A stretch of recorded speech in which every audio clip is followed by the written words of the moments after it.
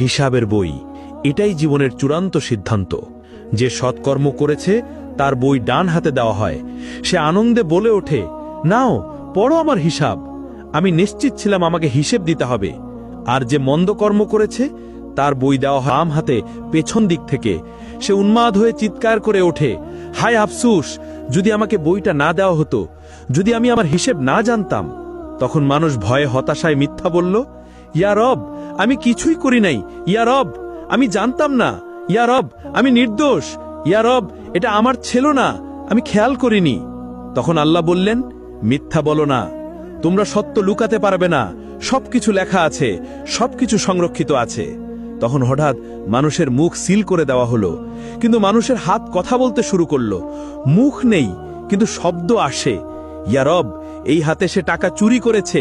ইয়া রব, এই হাতে সে হারামে হাত দিয়েছে। ইয়া রব, এই হাতে সে জুলুম করেছে। পা সাক্ষ্য দিল, ইয়া রব, এই পা দিয়ে সে দৌড়ে গিয়েছে গুনাহের পথে। ইয়া রব,